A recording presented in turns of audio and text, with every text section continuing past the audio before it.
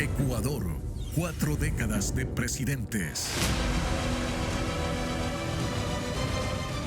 Después de un periodo de estabilidad política, el Ecuador cae en un tobogán de rupturas constitucionales y en una crisis económica que parecía no tener fin. Los políticos perdieron el norte y actuaban en función de sus intereses, que definitivamente no eran los de la gente. Así fue como en 5 años el país tuvo 5 presidentes. En este corto periodo muchas cosas cambiaron. La moneda, la confianza en las instituciones públicas, la tolerancia hacia el accionar político. Y esas dinámicas traerían consecuencias en un futuro hacia el cual la nación caminaba sobre una cuerda floja.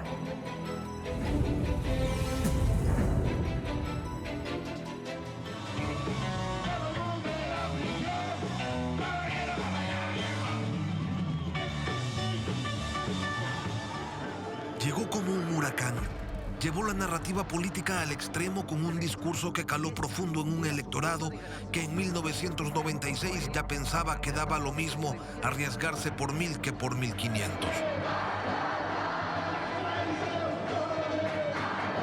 Un discurso que golpeaba como un látigo a sus adversarios hizo que Abdalá Bucaram solo perdiera las elecciones en Guayas y Pastaza.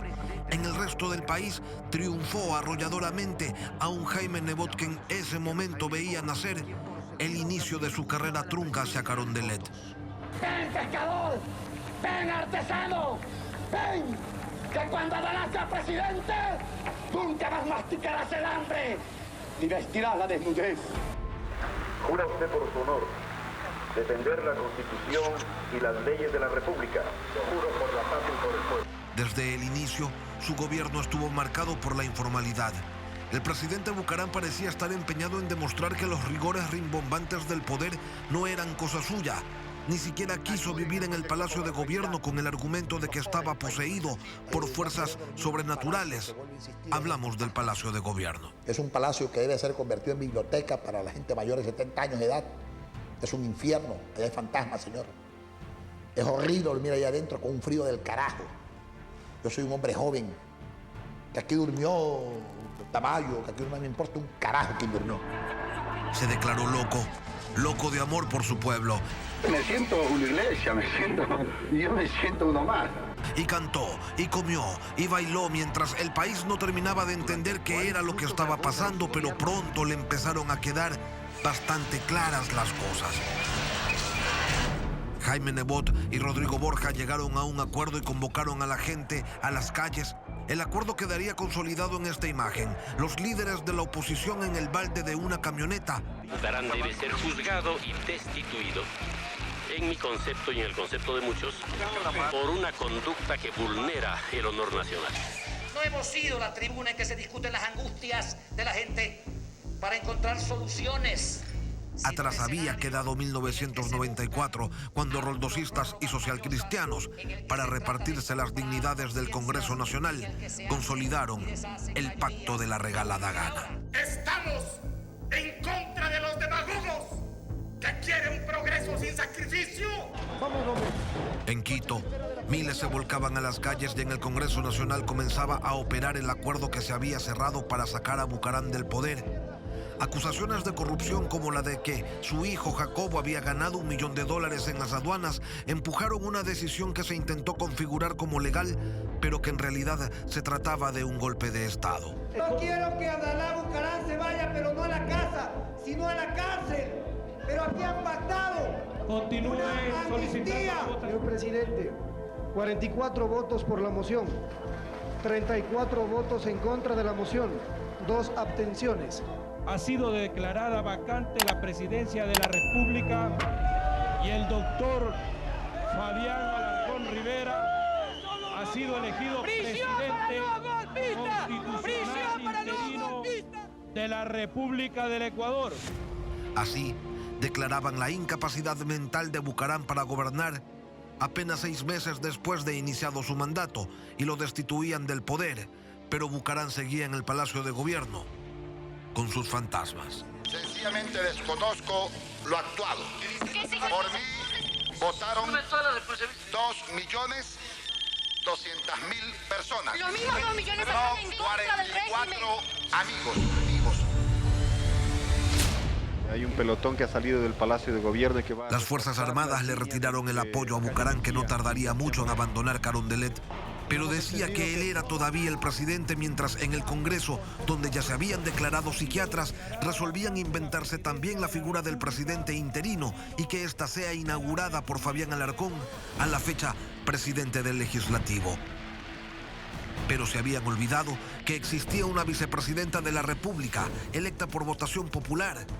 La Constitución de ese entonces no contemplaba que fuera ella quien debía reemplazar al presidente en caso de ausencia definitiva, y en el Congreso de ese tiempo cualquier vacío se encargaban de rellenarlo como mejor les pareciera.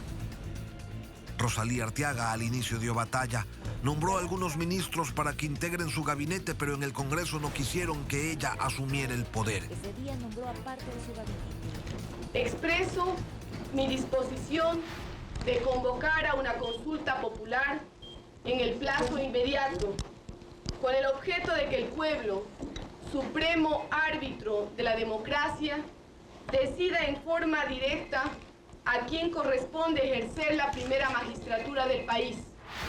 Por 5 días gobernó Arteaga. Fue la primera mujer presidenta de la República, pero no pudo hacer mayor cosa porque el pulseo político le terminó arrebatando la presidencia. En estos momentos, el doctor Fabián Alarcón Rivera, presidente del Congreso Nacional, está fraguando un golpe de Estado.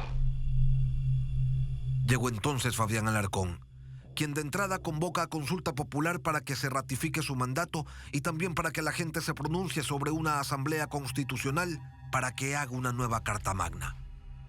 En el gobierno de Alarcón siguieron las denuncias de corrupción, una de ellas contra su ministro de Gobierno, César Verduga, a quien se lo señaló por un supuesto mal manejo de gastos reservados, y después contra el propio Alarcón por la contratación de personal en el Congreso cuando era legislador. Este gobierno no tiene nada que esconder, sino de absoluta transparencia. Alarcón creó la Comisión Cívica contra la Corrupción y enfrentó un fenómeno de El Niño que provocó pérdidas por más de $1.000 millones. Esto mientras en Sangolquí se redactaba una constitución nueva. 1 año y 6 meses gobernó Alarcón. El día que entraba en vigencia la nueva constitución que se había redactado, tomaba posesión del gobierno también Yamil Maguad, quien había terminado de consolidar su candidatura luego de estar 6 años como alcalde de Quito. En nuestro gobierno respetaremos todas las libertades públicas y los derechos humanos. Hablaremos con claridad, actuaremos con transparencia y combatiremos a la corrupción. 3 meses le fueron suficientes para sellar la paz con el Perú y dar por terminado un conflicto que había costado vidas y dinero por décadas. Fue en Brasilia donde las dos naciones cerrarían sus diferencias. Esta es una cantimplora usada por soldados ecuatorianos en el conflicto del 41. Aquí llevaban el agua para poder sobrevivir en la selva, y quiero que usted la conserve y la guarde como símbolo de que esta paz es permanente.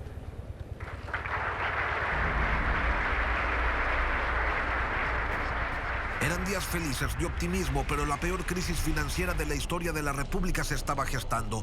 El petróleo alcanzaba precios bajos históricos, el país era golpeado por el fenómeno del Niño y la mancha blanca. El precio del dólar reflejaba el estado de la economía, incrementaba su valor todos los días.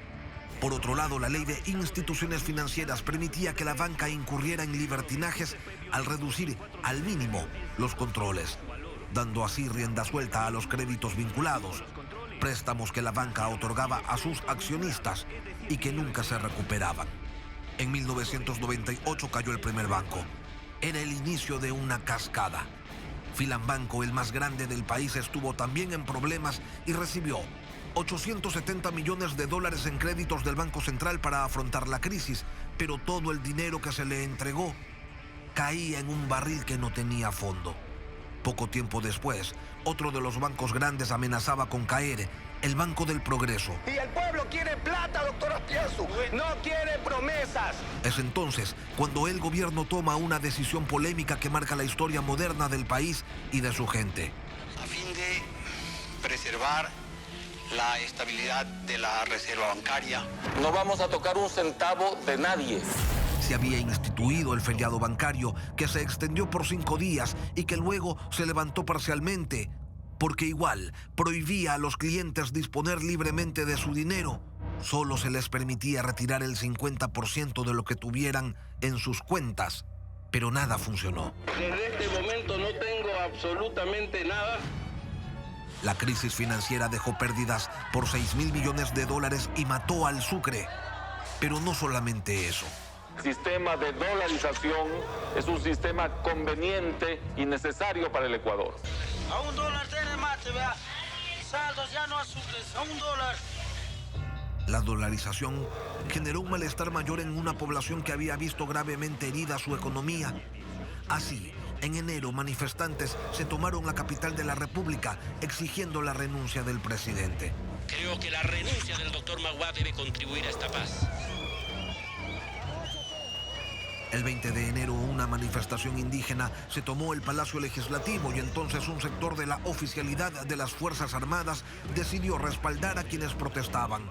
Y se formó una junta de gobierno constituida por el entonces presidente de la CONAIE, Antonio Vargas, el presidente de la Corte, Carlos Solórzano, y el coronel del Ejército, Lucio Gutiérrez.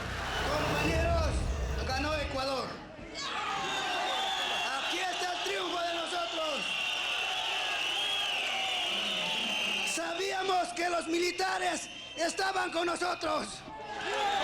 Hoy el pueblo ecuatoriano, en forma soberana, democrática, mayoritaria y con mucha esperanza, ha tomado la decisión irrenunciable de refundar el país. No podía haber renunciado porque no podía conectar la cantinflada de anoche, dándoles un pretexto para que se tomen el poder un grupo de golpistas. Segundo, no podía de ninguna manera abandonar el cargo. Un presidente derrocado ni renuncia ni abandona el cargo. Está derrocado y si ahora podemos volver a la democracia con el vicepresidente, hagámoslo con decisión para el bien de todos.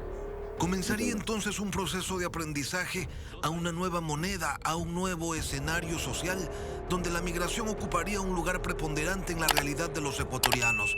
Eran los días de la incertidumbre, y aun cuando algunos creyeron que la clase política no podía tener una crisis mayor, se equivocaron del medio a la mitad, pues se estaba subestimando su capacidad de siempre poder llegar más bajo.